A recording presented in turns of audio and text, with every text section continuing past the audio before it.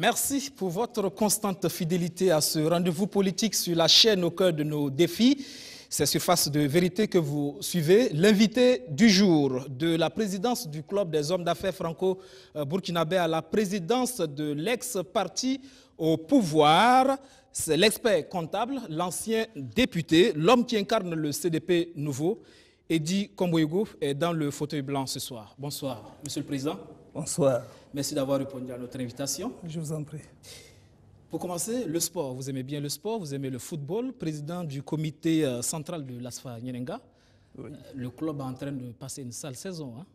Ça arrive dans la vie d'un club de football. Mais nous avons espoir que cette saison, ça soit une saison de test. Mais la saison prochaine, nous sommes certains que l'ASFA Nyenenga fera mal à l'étoile filante en premier et aux autres certainement. Avec un entraîneur européen, hein, arrivé en tout cas en grande pompe, les résultats à ce niveau, ça ne suit pas forcément. Non, les résultats sont moyens. Mais comme je dis, il faut un travail, un temps d'adaptation, de cohésion et d'organisation pour que les grands résultats puissent être atteints. Donc c'est votre transition à vous, à l'ASFA Nyenenga? Nous le faisons partout, nous faisons des transitions chaque fois que nous avons une nouvelle société, une nouvelle activité. C'est un temps d'adaptation. Vous êtes un homme d'affaires en tout cas très connu de la place, je l'ai dit, vous avez été président du club des hommes d'affaires franco-burkinabé. Mais on dit à la base, vous êtes né avec une cuillère d'argent dans la bouche. Non, pas du tout. Je suis issu d'une famille moyenne. Je ne peux pas dire que je suis issu d'une famille paysanne. Non, mon père a eu la chance d'avoir fait l'école et qui a épousé une ménagère, bien sûr. Nous sommes une famille de 10 enfants, 10 garçons, 10 filles. Grande famille, hein? Oui, une grande famille, donc une famille nombreuse, comme on le dit souvent. Et il fallait une compétition dans la famille. Et j'ai fait une école, j'allais dire, pas rurale, mais une école de 3 classes. Après l'école Samandé 1, nous avons terminé le CE2, le CM1 et le CM2 dans une école de 3 classes. À Louré, c'est un village de Manga, mais je crois que maintenant, c'est devenu un secteur de Manga où nous avons réussi notre entrée en 6e avant de faire le CG de Tinkodougou. Donc, nous avons toujours eu une vie en famille.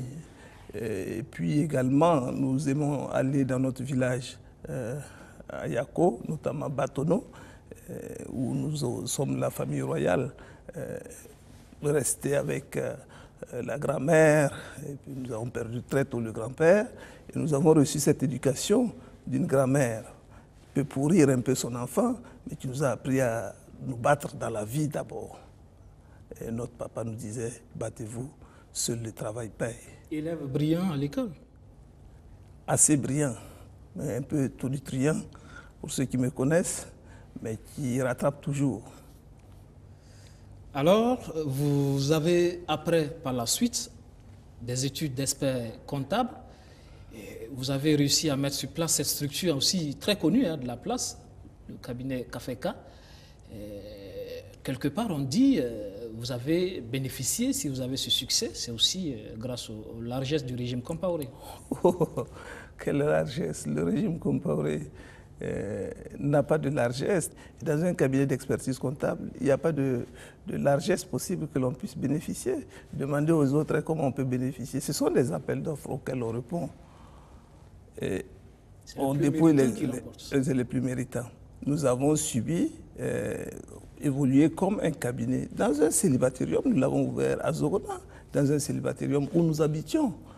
Et à la faveur de notre évolution, nous avons regagné des appartements au centre-ville avant d'acheter notre première cour dans les années 99. Et petit à petit, nous sommes faits. Nous avons créé en 94. Et il a 21 ans aujourd'hui. S'il était un homme, il était un homme déjà mûr et puis déjà majeur.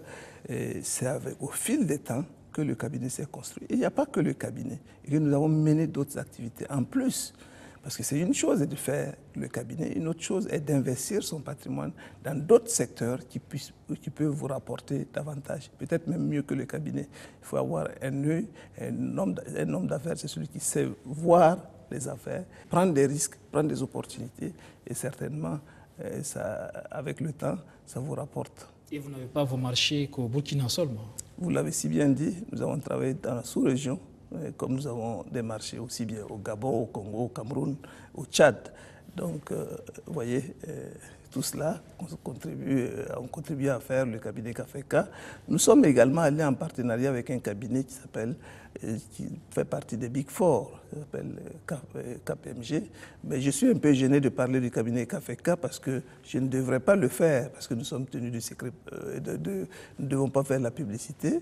Et votre tribune, si on en parle trop, je risque d'avoir des problèmes avec mon président. Traoré, c'est vrai, sommes allés et nous avons beaucoup appris de ce cabinet.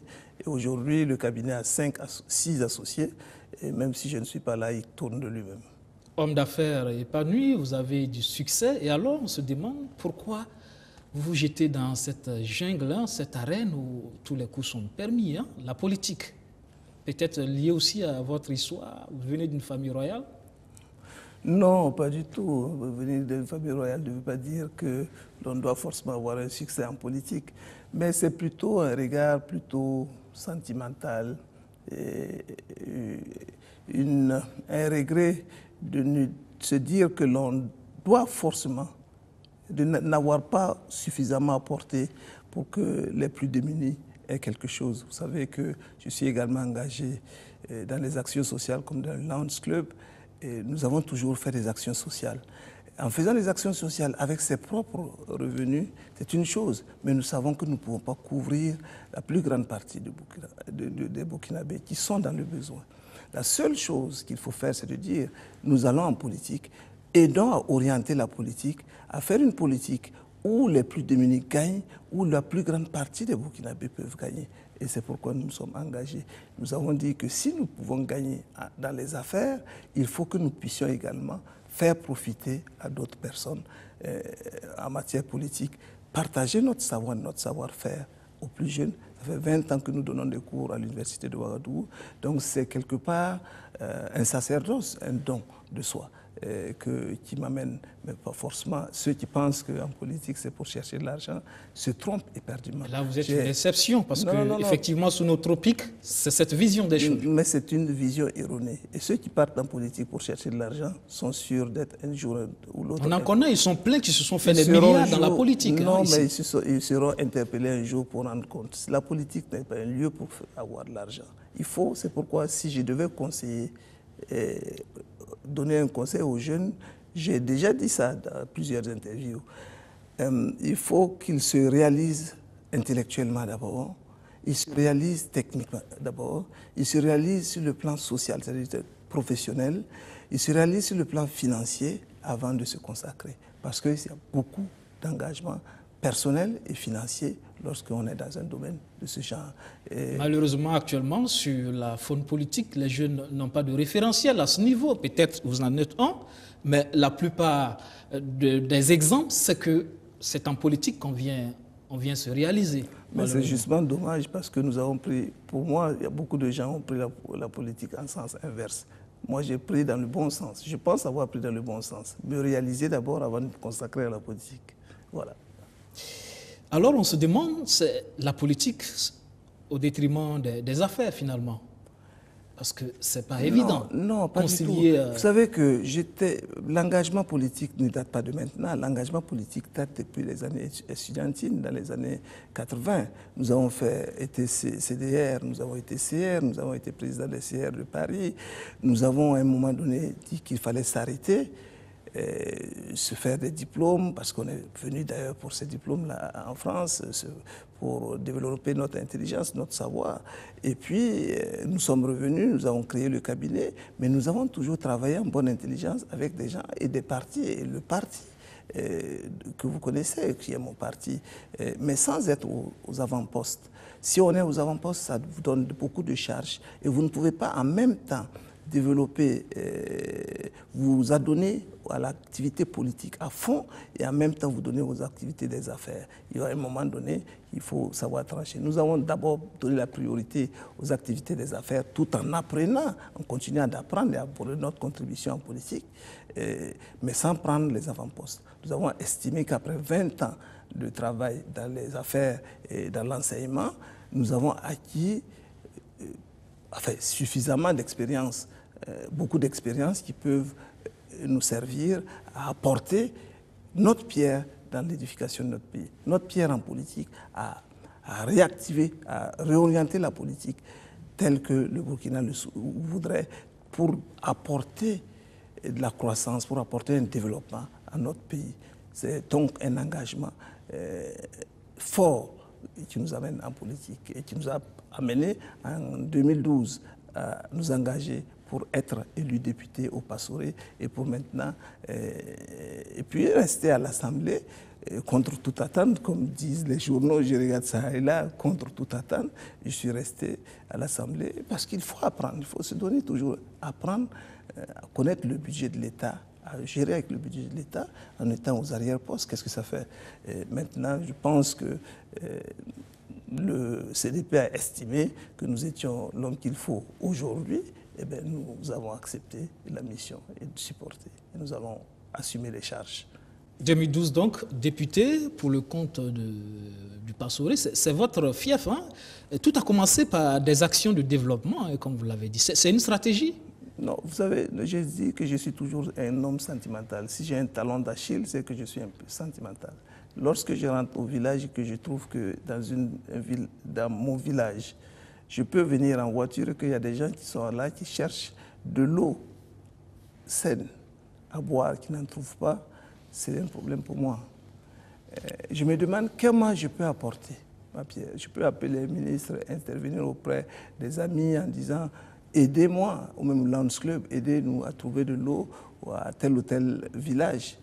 Lorsque vous rentrez au village, vous vous rendez compte que les centres de santé ne sont même pas approvisionnés en médicaments.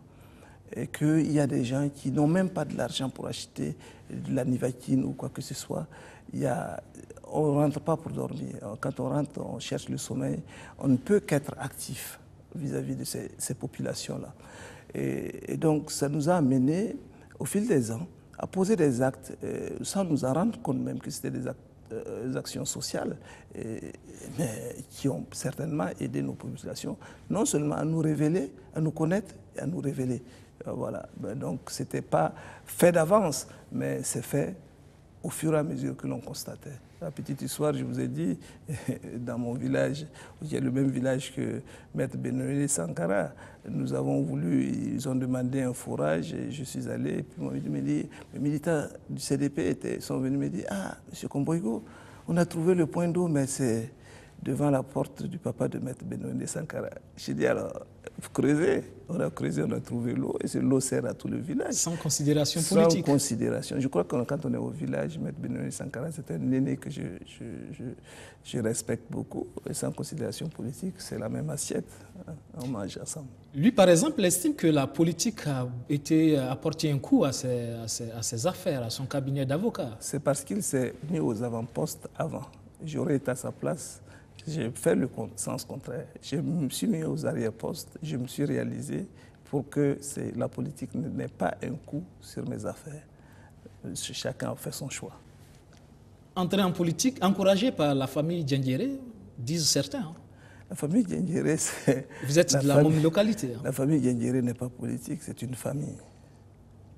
Il y a notamment Madame Fatou Diendéré qui est quand même très engagée. C'est vrai, c'est une grande battante. La figure des femmes battantes engagées réellement en politique qui savent bien faire en politique. Et lorsque j'ai regardé cette femme dans les années 90 et 2000, elle s'engageait seule à fond, avec vigueur, avec force. Et je me suis dit qu'il fallait l'accompagner. Et nous l'avons accompagnée et on s'est connus, on s'est développé des relations. C'est d'abord des relations fraternelles, mais également des relations de développement, parce que tout ce qu'elle faisait était dans le développement du Passoré. Et ce que je sentais également, c'est comment apporter ma pierre pour développer le Passoré. Donc, le compagnonnage a pu évoluer jusqu'à maintenant. Il n'y a vraiment pas de... Mais c'est vrai que nous avons, reconnaissant avoir beaucoup appris en politique avec la députée Fatou Diendéré, en tempérance, en vigueur, même dans la langue morée, dans les proverbes. Et je vous rappelle que c'est une peule mais qui maîtrisent bien la langue morée, la langue peul, le français, le djoula. Et c'est un atout pour nous lorsqu'on va dans toutes les villes où elle peut s'exprimer et faire passer le message aussi facilement. C'est une femme impressionnante. Alors, donc, à la faveur des élections couplées de 2012, vous arrivez à l'Assemblée nationale. Une Assemblée nationale donc, qui, on l'a connue, hein, à la faveur des événements d'octobre 2014, une Assemblée brûlée puis dissoute. Comment vous avez vécu ces événements? Difficilement, parce que je vous assure que on aurait pu éviter cette situation. Difficilement parce que l'on sait parler, mais dans un parti, c'est tout organisé autrement. Il y a la discipline. Mais le regret, je ne sais pas si c'est de dire on n'a pas pu faire autrement et que malheureusement, nous avons perdu beaucoup de vies. Si nous avons l'intelligence humaine, nous devons faire en sorte que la gestion de notre pays, on évite de perdre une seule vie. Tous les Burkinabés ont le droit de s'exprimer en politique. Et en politique, nous devons faire en sorte que la politique ne devienne pas la violence au point où on perd des vies. Je crois que nous avons parlé à nos camarades qui ont perdu du matériel, mais ils ont si bien compris. Notre peine, c'est de penser à toutes ces vies perdues. Et notre grand regret, c'est celui-là. Il y a aussi, en tant qu'homme d'affaires, sûrement, des entreprises qui ont été saccagées et donc des centaines de Burkinabés au chômage. Oui, c'est tout à fait juste. Là, c'est sur le plan économique, voyez-vous. Et lorsque vous vous rendez compte que vous êtes dans un pays où l'économie n'est pas assez forte, où il y a un taux de chômage qui ne s'évalue pas, parce que tous ceux que nous formons à l'université sortent et montent du temps avant de trouver de l'emploi. Et que nous voyons nos propres populations se retourner contre ces entreprises, les saccager, pour se retrouver dans une situation où ils n'ont pas de l'emploi. Ce matin, j'ai encore rencontré des gens qui se sont dit « Ah, vous savez, nous on était dans telle société, elle a été saccagée, on n'a plus de l'emploi. Monsieur Komboyo, que pouvez-vous faire pour nous ?» Je ne peux que soupirer. Parce que je sais qu'il n'y a pas d'emploi. Il n'y a même pas que cela. Je crois que ces derniers temps, il y a le dépôt pour le recrutement à la fonction publique. Lorsque vous voyez les gens faire des rangs, en tant qu'homme politique, vous ne pouvez que dire que la requête est forte et pesante et qu'il y a une responsabilité pour celui qui sera élu bientôt de prendre ça à cœur. Et c'est ce que nous avons compris au niveau du CDP en disant que nous allons opérer des réformes. Nous allons donner un programme qui intègre les jeunes. On parle effectivement de ces défis de votre parti tout à l'heure, mais avec un peu de recul, après l'insurrection, vous dites le CDP et Blaise Compaoré ont eu tort par rapport à cette question de l'article 37. Oui, vous savez, j'ai dit le tort, c'est parce que nous avons vu l'insurrection, les 30 et 31. Une réforme n'a de valeur que si la majorité et toute la majorité, elle épouse l'assentiment d'une grande majorité. Malheureusement, nous pensions qu'il fallait aller au référendum pour voir si cette réforme-là avait l'assentiment de la majorité. Nous n'avons pas été compris. Il y en a qui n'en voulaient même pas qu'on aille au référendum. Mais nous avons mal apprécié la situation. Nous avons, la loi a été retirée à un moment donné, mais c'était trop tard, parce que je crois qu'on aurait pu la retirer un peu plus tôt. Pas parce que notre démarche n'est pas légale, elle est légale, elle est constitutionnelle, mais seulement parce qu'en face, l'opposition n'en voulait pas. Il aurait fallu se donner plus de temps pour convaincre l'opposition ou la retirer tout simplement pour éviter le chaos qui nous est arrivé. C'est ce qui montre notre part de responsabilité dans ces événements des 30 et 31. Une responsabilité que vous assumez, hein, vous l'avez dit, à l'issue du 6e congrès, qui fait de vous le nouveau président du Congrès pour la démocratie et le progrès CDP. Et tout de suite, certains ont vite fait de dire c'était le candidat de la famille Diendéré, et donc aussi le candidat de Blaise Compaoré. Je vous en prie de parler de la famille Diendéré. La famille Diendéré est une grande famille dans le Passoré. Vous parlez de qui exactement? Du général Diendéré. Ah voilà, c'est dit. Parlons du général Diendéré. Y a-t-il un problème d'être un frère du général Diendéré? Parce qu'on estime que votre proximité avec Fatou Diendéré, madame, fait que forcément vous êtes le candidat naturel du général Diendéré. Et connaissant les proximités du général avec l'ex-président Blaise Compaoré, forcément c'est peut-être Blaise Compaoré, vous êtes forcément le candidat de Blaise Compaoré, le fondateur de votre parti. Le général Diendéré n'est pas un homme politique. Mais il a son influence. Il n'est pas un homme politique. J'ai été élu par un congrès.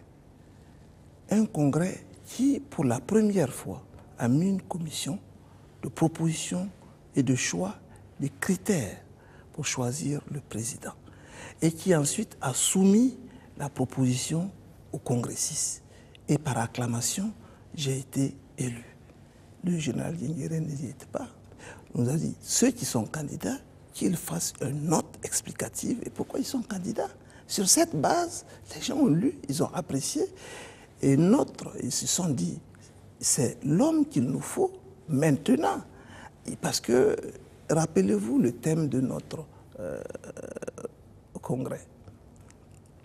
Face aux défis actuels et futurs, bâtissons un CDP en phase avec notre temps. Si tel est le thème et que nous réfléchissons autour du thème, nous cherchons l'homme qui doit être en phase avec notre temps. Mi-ancien, mi-trop jeune, qui comprend, qui s'engage, qui a un engagement fort, mais qui comprend que la jeunesse doit être au cœur de toutes les actions aujourd'hui et que la femme également doit y être. Le genre, nous avons donc défendu notre position et nos camarades qui nous ont fait confiance nous ont choisi sur ces critères. Parce qu'il y avait d'autres candidatures. Pas parce que nous étions plus intelligents que les autres, pas parce que nous étions plus beaux que les autres, que nous sommes plus riches que les autres. Ce sont des critères subjectifs. C'est sur des bases de critères objectifs. Comment nous allons pouvoir relever les défis présents et futurs? C'est sur cette base que le CDP a estimé que Eddy Kombo-Igbo était un candidat mieux placé pour conduire. Juste après votre désignation comme président du CDP, il y a eu cette caricature de Gigi. Vous en dites quoi? Vous l'avez sûrement vu? Je l'ai vu, je crois qu'ils sont méchants, les gars de Gigi. Non, d'une manière... C'est vrai que nous héritons d'un parti qui sort de beaucoup de difficultés. J'imagine que le véhicule avec crevé, avec tout ce qui est écrit, code électoral, toutes les difficultés y sont. Je ne peux pas y arriver et puis me demander, donnez-moi, j'espère que l'allume-cigare marche pour que je puisse flamber. Non, Eddy Kombo-Igbo a été vraiment, c'est vrai que j'ai cette image qui est collée, le bon viveur, le bon ceci. C'est parce que les gens ne connaissent pas Eddy Kombo-Igbo. Sinon, ils savent que c'est un homme de cœur, c'est pas un homme...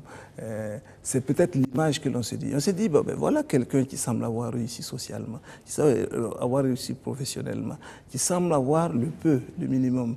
Donc, forcément, il doit fumer des cigares. Je ne fume pas de cigares. Donc, il doit flamber. Je ne flambe pas. J'aime les autres, j'aime être avec les autres, je suis avec les autres. Même à l'université, vous demandez à mes étudiants, je veux un jean, un t-shirt, et à la pause, nous prenons le café ensemble. Il n'y a pas de questions interdites. Je vis avec mon milieu. Et je suis sûr qu'avec mon élection à la tête du CDP, nous allons aller retirer les 3/4 de l'université et des étudiants. Ils viendront avec moi parce que je suis un enseignant. Ils me disent tous les jours un enseignant modèle. Parce qu'on l'a vu également, effectivement, juste après les événements des 30 et 31 octobre, on a vu que très vite, vos étudiants se sont constitués et sont venus faire le nettoyage chez vous. Et librement, je n'étais même pas là. Voyez-vous, et ça m'a touché. Ça m'a touché parce que ceux qui ont cru qu'il fallait aller brûler la maison de Eddy pour lui faire mal se sont trompés. Et ce qui a plutôt fait mal, je vous ai dit tantôt à Eddy, c'est la perte de vie. Le matériel, tant qu'on vit et tant que j'ai les deux pieds, les deux mains, la tête, le tronc, je vais chercher et je vais me battre et je vais davantage avoir. Ça, c'est l'homme comme ça. C'est le défi chaque fois que je vais me relever dans le secteur privé. Je vais avoir davantage plus que la maison. Ce n'est pas pour moi, mais c'est de dire, vous avez brûlé les maisons, qu'est-ce que vous y gagnez in fine? Si vous lui avez laissé sa maison, peut-être que l'argent qu'il va prendre pour la réparer, il aurait pu prendre ça, faire du social. Et les autres infrastructures brûlées, c'est partout. Évalué à peu près 200 milliards, c'est pas moi qui le dis, c'est le Premier ministère et puis la transition qui évalue. Plus de 200 milliards de pertes, c'est beaucoup. C'est énorme. C'est vraiment regrettable. Mais quand les gens pensent que si ça les a échappés, ils n'auraient pas dû aller le faire. Ils sont allés réparer.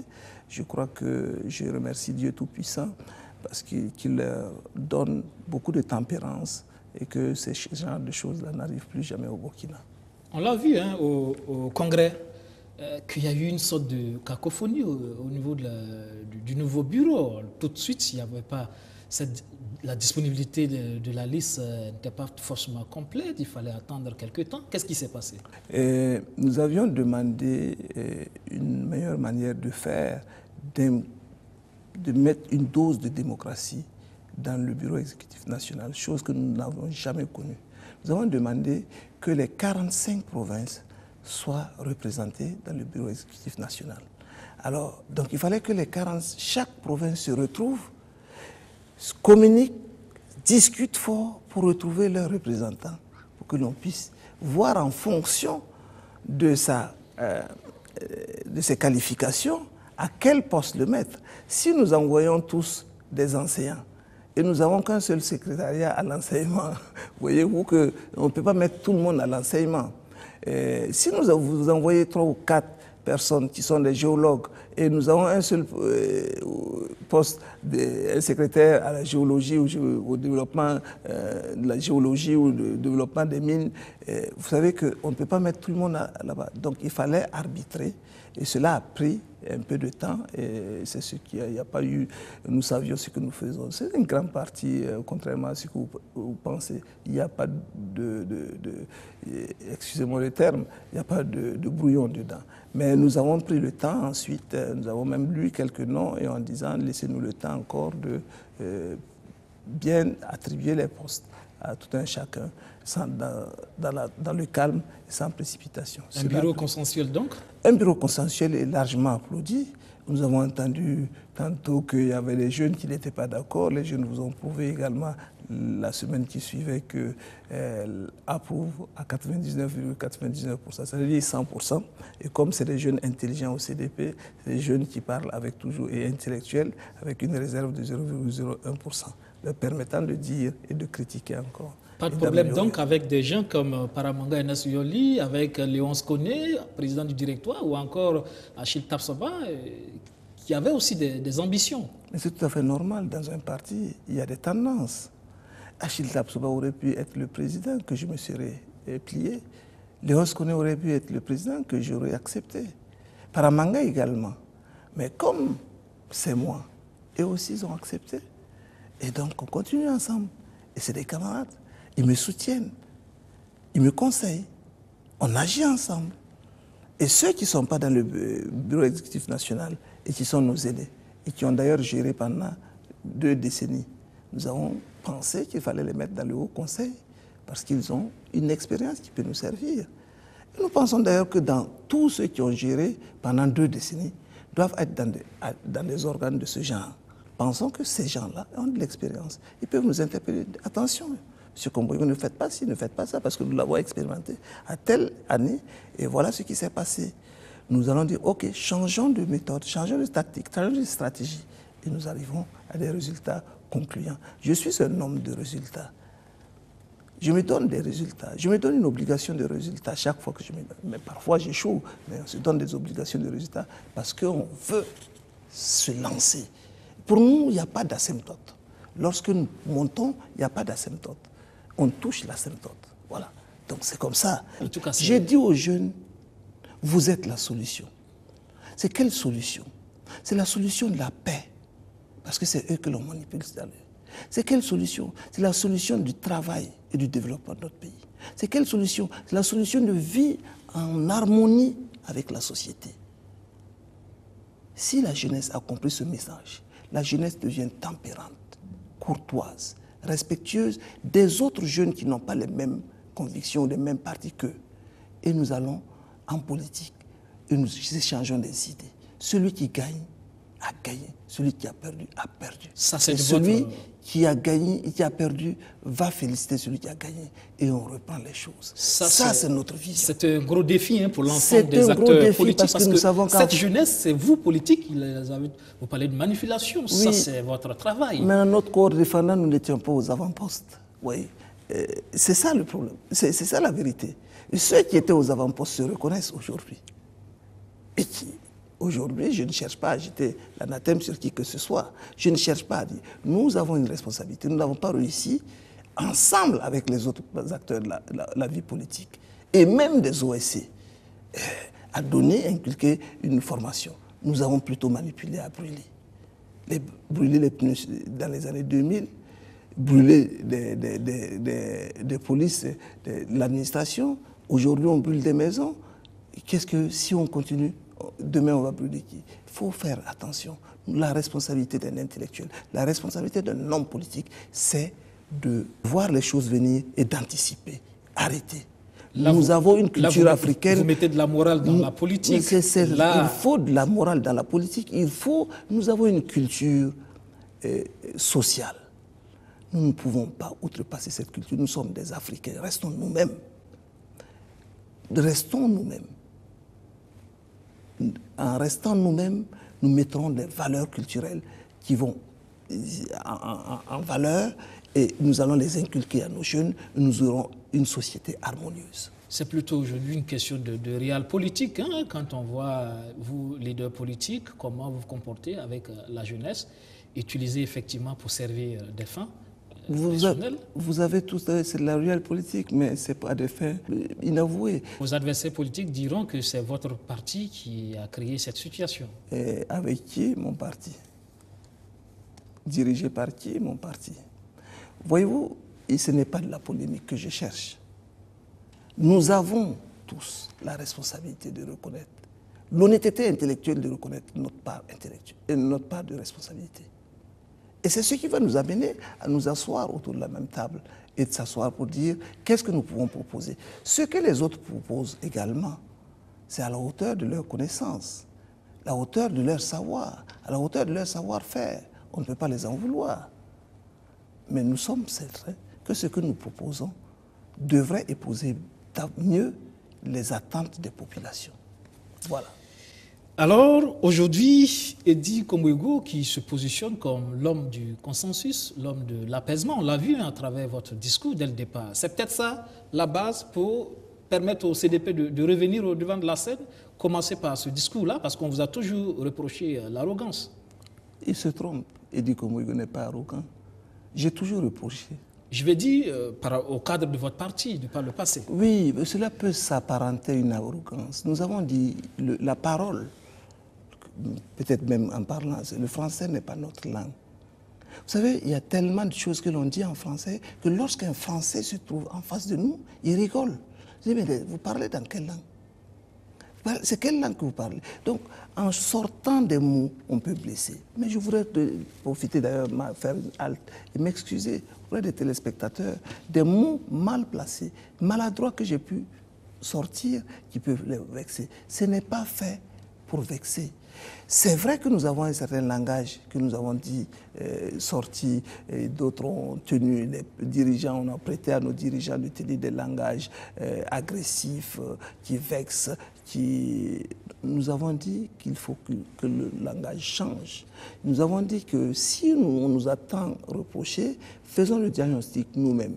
Si c'est ce qu'ils ne veulent pas, n'en faisons plus. Si l'on doit dire un mot, nous savons que ça veut vexer 1, 10, 20, 100 personnes ou 1000 personnes, voire 1 million de personnes, ne disons pas, tout simplement. Changeons de mots. Nous avons l'intelligence de trouver des mots pour le dire. Vous avez vu, moi, dans mon langage, je suis toujours tempérant. Je dis la vérité à certaines choses, mais sans heurter. J'ai dit tantôt qu'on a, par exemple, qu'on a suspendu la FEDABC parce qu'elle menait des activités purement des activités politiques, alors qu'elle est une association régie par la loi 1092. Et j'ai dit, mais nous comprenons mal également que ces mêmes associations, réunies sous le sigle de l'OSCE, se retrouvent dans les organes politiques de la transition. Voyez-vous, on ne peut pas faire une chose. C'est le paradoxe. C'est le paradoxe. Mais je ne crois pas que ça choque qui que ce soit. C'est vrai, à moins qu'on nous prouve le contraire, que le CNT ou le gouvernement ne sont pas des organes politiques. Voyez-vous, c'est ce que nous disons aujourd'hui. Mais il y a même aujourd'hui pas mal de structures dites de la société civile qui sont au CNT et dont les leaders sont des responsables, sont dans des partis politiques. Et lorsque vous prenez leur statut... Il y a même des responsables, des députés du CNT qui ont reconnu qu'il y a une majorité au CNT. Et lorsque vous regardez leur statut, vous verrez qu'ils n'ont pas le droit de le faire. Nous sommes tous enseignants, nous sommes tous enseignants à l'université de Ouagadougou, mes collègues, que ce soit Ibriga, que ce soit Louada, que ce soit Dambélé, qui sont de la société civile et qui occupent des postes aujourd'hui. À quel titre? Je ne reproche pas tant que c'est pour faire une transition et que nous comprenons, nous faisons une charte et nous disons « Ok, nous sommes tous d'accord », mais même charte qui dit « inclusif ». Nous ne faisons pas une lecture erronée. Donc, vous voyez, il faut, en même temps, on reproche au CDP d'utiliser des associations pour faire la politique. En même temps, on intègre ces associations qui ont un objet non politique à faire de la politique, à des organes décisionnels de la politique. Et que la FEDAPC aurait pu être une association, mais qui ne pose pas, qui ne prend aucun acte matériel politique. Mais ceux qui sont dans le CNT votent des lois, donc posent des actes politiques. Ceux qui sont dans le gouvernement posent des actes politiques. Ce que nous demandons tout simplement, c'est de la tempérance. Nous ne disons pas, vous voyez, quand on veut construire, on ne se bagarre pas. On se dit, voyez-vous, il faut qu'on parle le même langage. Et je souhaite ouvrir une négociation avec tout le monde. Je souhaite ouvrir une négociation avec les organes de la transition, le gouvernement, le CNT. Je voudrais ouvrir une négociation avec les partis politiques d'opposition. J'irai les voir, s'ils répondent à mes lettres, en disant, venez-nous. J'irai les voir avec une partie de mon bureau pour les saluer, leur dire ce que nous souhaitons. Comment nous voyons les choses venir et comment nous devons agir ensemble pour prévenir des conflits pré- et post-électoraux. Nous allons discuter de tout cela. J'irai voir des OSC pour leur expliquer qu'est-ce que c'est que le nouveau CDP. Qu'est-ce que nous devons faire pour qu'il y ait l'apaisement dans ce pays? Parce que notre développement dépend de la paix. Et cette paix dépend également de la manière dont nous allons organiser les élections le 11 octobre prochain. Si nous avons la bonne intelligence et d'aller sur la bonne voie, mais nous allons être applaudis par nos propres populations, par la sous-région, par la communauté internationale. Et cela sera notre honneur à tous. Parlons de la communauté internationale, de l'international. La CEDEAO vient d'annoncer qu'elle souhaite des élections inclusives au Burkina. Ça vous réjouit? Non. Il faudrait d'abord que nous arrivions à convaincre nos partenaires locaux ou nos adversaires locaux que c'est la seule voie. Pour vous, la solution doit se trouver d'abord à l'interne? La CEDEAO a dit ce qu'il faut faire. Appeler à cela. Mais il faut encore qu'ici, nos protagonistes acceptent également que c'est la voie qu'il faut. Vous savez, nous comprenons bien qu'après les événements du 30 et 31, certains veulent voir des coupables et veulent sanctionner. Pour vous, c'est juste une volonté d'écarter les adversaires politiques? Non, ils veulent sanctionner. C'est une sanction qui est donnée ici. Or, les seules structures qui peuvent sanctionner, ce sont les institutions judiciaires. Quelle leçon? Qui est plus armé pour donner la leçon à qui? C'est pourquoi je dis, parlons-nous, calmons-nous, tempérons, échangeons. Ceux qui sont en face, le peuple burkinabé qui nous regarde, nous tiendra responsables demain encore, si nous échouons. La responsabilité est lourde, la charge est lourde. Je ne souhaite pas qu'un seul de mes propos vexe qui que ce soit, puisque je veux leur faire comprendre que la voie, si elle n'est pas bonne, nous allons davantage créer la fissure sociale. Et nous en aurons la responsabilité historique. Nous sommes prêts à toutes les concessions, à toutes les négociations, pour qu'enfin on se dise, on laisse tout le monde aller. On a eu des élections inclusives. Et que le peuple sanctionne par les urnes. C'est comme ça. Moi, si j'ai été élu dans mon fief et que je promets, je ne réalise pas, croyez-vous que je vais encore être élu? Combien de gens se sont représentés et n'ont jamais été élus? Combien de gens ont été élus une fois et se sont représentés et n'ont pas été élus parce qu'ils n'ont pas tenu leurs promesses? C'est ça la démocratie, la substance de la démocratie dans notre pays que nous devons construire avec beaucoup de conviction. Mais pour beaucoup, il n'est même pas question de vous laisser revenir. Mais c'est justement pourquoi je dis... Dans la gestion de la chose publique. Justement, parce que c'est pourquoi je dis c'est dommage, parce que ces gens se comportent en juge et partie. Ils ne veulent pas que l'ex-majorité ou certains qui ont soutenu la modification de l'article 37 aillent aux élections, puissent se présenter. Ils deviennent des juges. Contre qui? Contre les personnes. Ils écartent les personnes qui peuvent être leurs adversaires. On se connaît, on sait qui est dans le CNT, qui appartient à quel parti. Vous voyez, c'est pourquoi nous disons que c'est un peu biaisé, mais sans vouloir injurer qui que ce soit, sans vouloir jeter l'anathème, nous disons, reprenons-nous, ressaisissons-nous. Nous avons compris que ce que nous avons fait, ça n'a pas fait plaisir.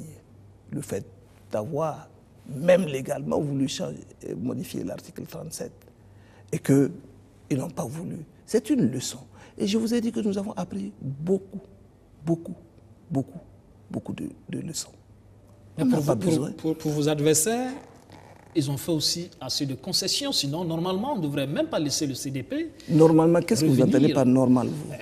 J'ai entendu par exemple le président Michel Kafando au Ghana face au Burkinabé de la diaspora qui disait tout simplement, il y a eu des exemples, le cas de Moussa Traoré au Mali, son parti a été complètement, n'est plus revenu pour les élections qui ont suivi, ça a été le cas en Tunisie et donc on estime que logiquement, si on laisse encore le CDP se présenter, ça veut dire quelque part on a fait des concessions. Ce n'est pas la même chose, ce n'est pas la même chose, ne comprenons pas les choses. Ici, nous avons une démarche légale qui n'a pas été entendu, nous reconnaissons, on dit laissez les gens sanctionner par les urnes. Nous allons aux élections, si les populations estiment que notre démarche a été maladroite, qu'il faut nous sanctionner, on a la belle sanction par notre peuple. Est-ce que vous pensez peut-être qu'on n'est pas sûr que la population aussi, effectivement, ne vous reconduise aux affaires. Mais si la population nous reconduit aux affaires, c'est elle qui sanctionne, c'est le peuple qui sanctionne. C'est en démocratie. Quand vous voulez biaiser la démocratie, il ne faut pas biaiser la démocratie. Si on dit que le pouvoir appartient au peuple, la sanction populaire appartient au peuple. Parce que Maître Sankara l'a reconnu, le CDP reste une force politique. C'est justement, il ne faut pas que ça fasse peur. Pour qu'ils disent que c'est une force politique, ça veut dire qu'il le reconnaît, qu'il y a des militants qui sont toujours des militants du CDP. Est-ce qu'il faut empêcher cette partie des Burkinabés de choisir d'aller voter leur candidat? Vous voyez, c'est de sanctionner tout un peuple. Et je vous ai dit que ce code électoral, dans son application, nous nous posons des questions, réellement. Nous qui avons fait un meeting dans le stade de Bobo, 35 000 personnes remplies. Je ne dirai plus recto verso pour qu'on dise que je provoque. Nous qui avons fait un meeting dans le stade du 4 août, 45 000 personnes, de quels moyens dispose la Cour constitutionnelle pour repérer tous ceux qui étaient dans ce stade, pour dire qu'ils ont soutenu l'article 37 et qu'il faut les écarter? C'est vrai que le débat se pose à ce niveau. L'applicabilité de la loi se pose. La question de qui a soutenu, c'est une question fondamentale. Comment arriver à dire qui a soutenu sans être subjectif? Une loi à 99% de partie d'objectivité et peut-être 1% dans l'interprétation.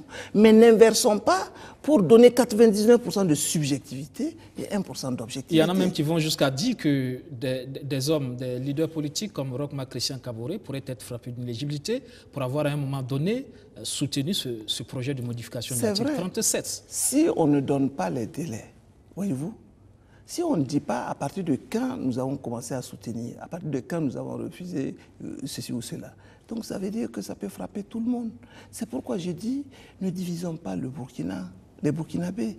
Restons nous-mêmes, restons tolérants, allons-y aux élections. Sans cette disposition du code électoral, enlevons et réunissons-nous. Nous avons parlé au Cheikh Moroun avant, nous allons intercéder auprès des autorités religieuses également.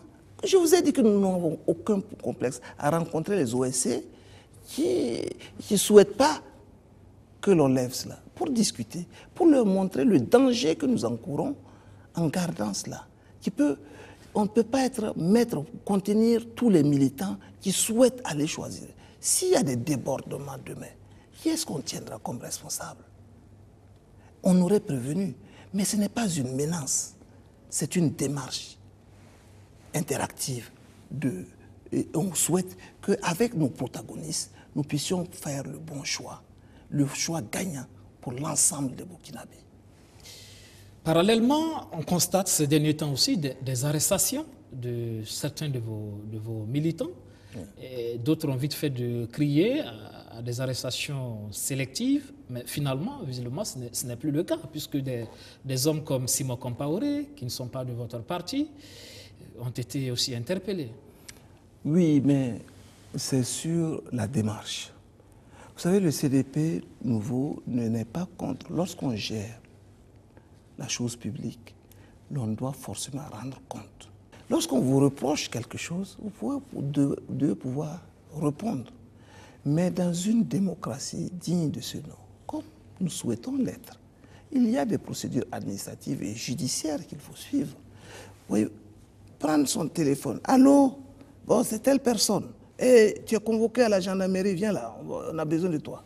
Bon, et vous savez où on va. Et on y arrive, on commence à te poser des questions, et après on dit on te garde. Je dis, mais c'est comme ça que ça se passe? Nous avons entendu ceux qui ont été interpellés.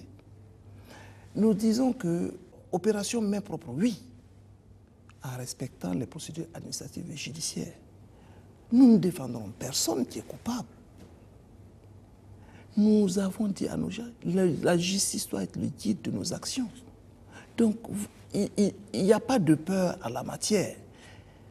Mais si Simon Compaoré aurait été interpellé de cette manière, nous condamnons également qu'on interpelle Simon Compaoré de cette manière.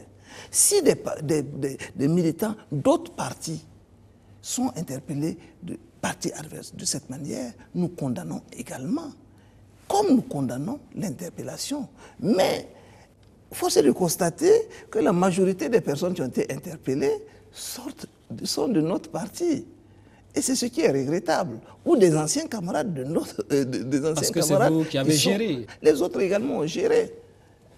Lorsque l'on remonte dans les années 2003 pour interpeller un camarade comme Kafando, parce qu'il a été DG de la Sonapost, voyez-vous, il y a environ plus de 10 ans, ça fait 12 ans. Vous voyez, Pourquoi est-on tenté d'aller? Ça laisse croire, peut-être, nous avons tort, que c'est fait à dessein et pour nuire. Et ça donne l'impression aux militants de CDP que nous sommes traqués. Pourquoi? Parce que nous constatons que l'Assemblée à majorité CDP a été dissoute. Les communes à majorité CDP ont été dissoutes. Les conseils régionaux à majorité CDP ont été dissous. On passe maintenant à l'interpellation des anciens ministres, des anciens DG. Les cadres dans l'administration publique sont révoqués de leurs fonctions. Ça peut faire peur aux gens. Et ça peut provoquer une saignée. Ça peut frustrer quelque part. Mais cela ne veut pas dire que nous défendons bec et ongle tous ces gens. Si c'est fait dans les règles de l'art, telles que notre réglementation juridique et judiciaire, il n'y a vraiment pas de problème. Et pendant qu'on se sentait traqué, d'autres partis sillonnaient tout le pays pour dire le CDP est mort. Le CDP ne pourra jamais se réveiller. Ce n'est pas la peine de rester là à croiser les bras. Venez chez nous. Alors, dans cette situation, quelques militants, quelque peu anxieux, peuvent avoir cru bon de partir dans tel ou tel parti. Et maintenant, ils se rendent compte qu'en réalité, le CDP est bien vivant.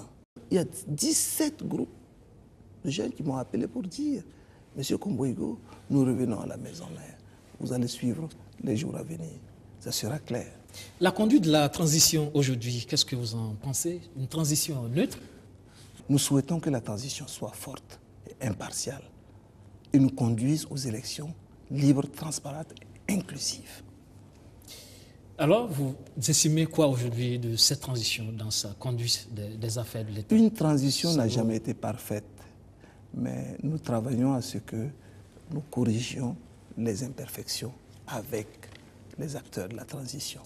Nous sommes signataires de la charte et donc nous allons dans le même sens. Si la transition opte d'aller aux élections d'une manière équitable, et là où ça ne va pas, nous l'avons dit, si bien dit, c'est le code électoral.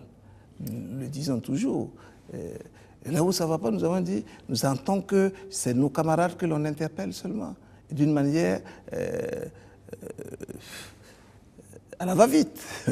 Bon, mais sans plus. De plus en plus aussi de voix se lèvent pour demander qu'il y ait une prolongation de cette transition pour finir le travail. De quel travail? Les réformes. De quelles réformes? Il y a des réformes qui sont engagées. Il y en a qui parlent de passer à une 5e République. Oui. Il y a la Commission de réconciliation nationale et des réformes qui vient à peine de commencer son travail. Voyez-vous, il aurait fallu peut-être mettre la Commission de réforme d'abord pour dire voici ce que la Commission de réforme fait et que l'on l'intègre dans le mandat de la transition. Est-ce que l'on a dit que le mandat de la transition, c'est d'aller faire des réformes profondes? Nous avons dit dans la charte qu'il fallait tout simplement mener une transition, à amener les gens à des élections. S'il y en a qui souhaitent faire des réformes profondes, nous n'avons jamais été saisis en tant que parti politique sur quelque réforme que ce soit. Parce que si on doit laisser faire confiance à vous, les politiques, ce n'est pas évident qu'après la transition, il y ait des réformes profondes. Pourquoi? C'est d'abord nous qui faisons les réformes. Je ne vois pas comment des technocrates, si je prends la transition comme des technocrates, des associations à but non lucratif, des associations apolitiques, viendront opérer des réformes conséquentes dans une vie politique normale. Vous voyez, à César ce qui est à César. Si nous sommes politiques, il appartient aux politiques de négocier, même si cela prend du temps, pour opérer ces réformes. Parce qu'une réforme opérée en politique est appliquée par le politique. Puisque les politiques n'inspirent plus confiance. Mais une réforme opérée par un technocrate ou une association, ce n'est pas certain que l'on tienne compte de toutes les subtilités nécessaires. Ils ont le pouvoir du peuple. Toutes les subtilités nécessaires. Ils ont le pouvoir du peuple. Oui, mais puisque vous le faites dire, nous avons signé la charte, nous leur avons confié le pouvoir du peuple temporairement pour nous conduire aux élections, sans plus. Pas seulement les élections.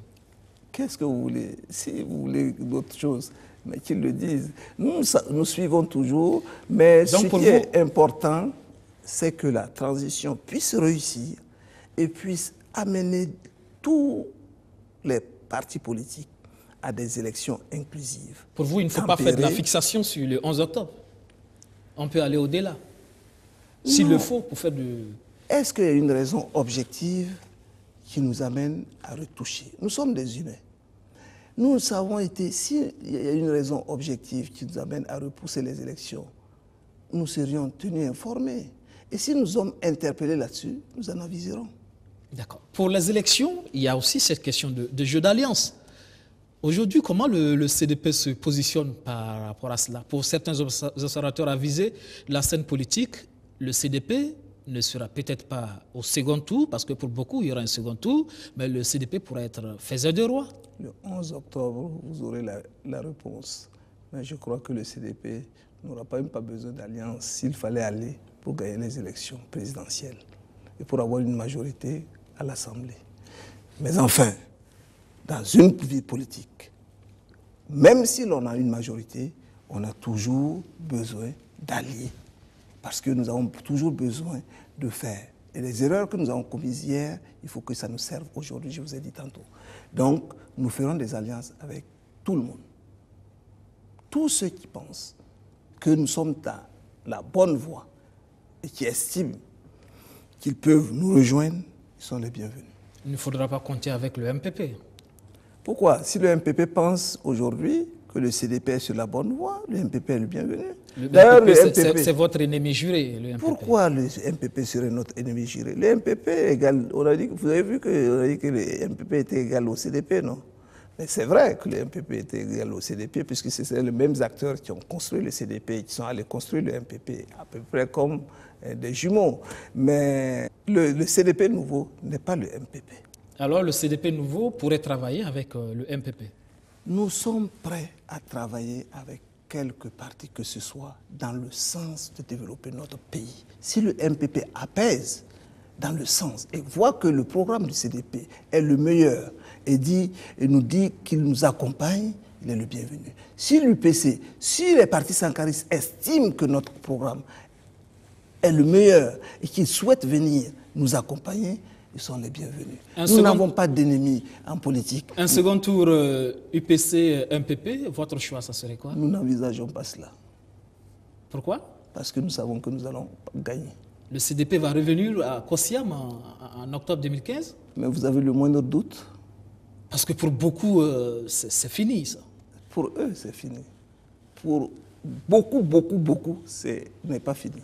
Avec peut-être Edi Komboigo, parce qu'on a oui dit que vous avez des ambitions pour Kosiam.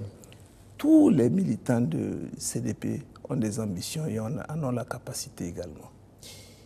Il y a aussi, ça se sursure que ça pourrait être Kadri Désiré Ouedraogo. Vous savez, je ne suis pas le Congrès d'abord, on n'y est pas. Si le Congrès décide que c'est vous, puisque vous êtes un militant de CDP, non, je ne suis pas militant de CDP. Je n'ai pas de parti. Si vous étiez militant de CDP et que le CDP vous choisissait, eh bien, c'est vous que nous allons soutenir. Il ferait un bon candidat, Kadri Désiré Ouedraogo, pour le CDP? Parce qu'on estime que... Ce n'est pas seul que l'on juge un candidat. C'est avec les autres. Nous ferons avec les autres.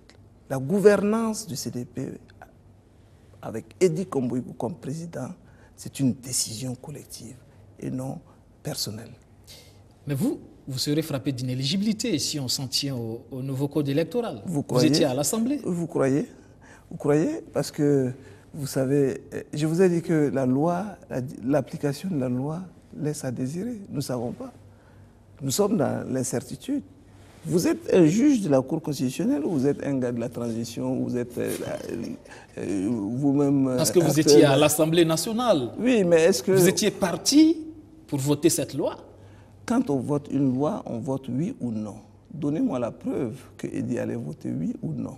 Il était clair que tous les députés CDP allaient voter... Il était clair. Oui. Il fallait laisser voter. Vous avez même été interné à l'hôtel. Nous avons été mis en sécurité pour que le pire n'arrive pas interné.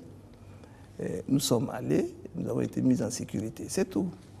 Et donc, voyez-vous, donnez-moi la preuve également que, disons,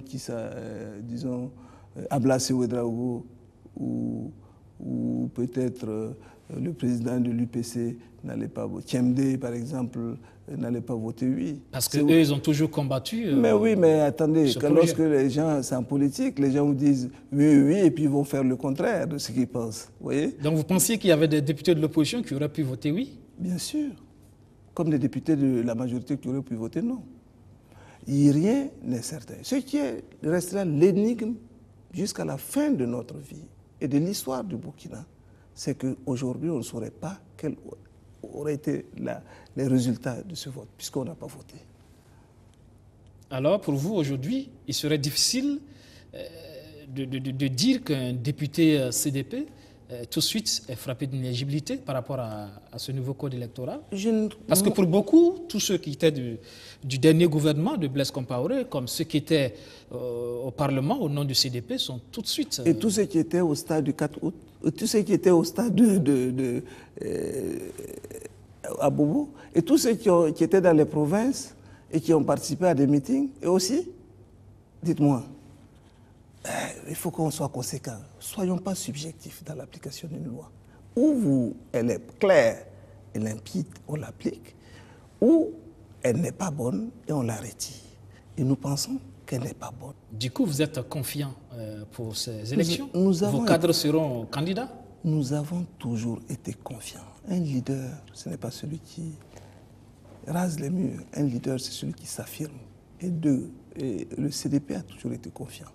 Et le CDP sous Edi sera toujours confiant. Alors, on est en fin d'émission. Vous allez nous dire ce que vous pensez des Zéphirin Diabré. Un adversaire qui se bat pour son pays, apaisé, démocrate, républicain. Rochma Christian Kaboré. Un ex-camarade qui a jugé bon de créer un parti, qui se bat également pour son pays, qui s'est donné pendant 2 décennies, sinon plus, à la direction de plusieurs institutions de notre pays, qui a construit, qui a une expérience, qui peut encore compter dans notre pays. Yacouba Isaac Zida. Un petit frère. Gilbert Djengere. Un grand frère. Blaise Compaoré pour terminer. Un homme qui s'est battu beaucoup pour son peuple, qui a construit avec force, volonté, abnégation, et qui ne méritait pas une telle sortie. Ça sera tout pour ce numéro de Surface de Vérité. Merci d'être passé dans le fauteuil blanc. Je vous remercie de m'avoir invité. Mesdames, Messieurs, c'est tout pour ce soir. Merci à toutes et à tous de nous avoir suivis. Excellente soirée sur BF1 et à la semaine prochaine avec un nouvel invité.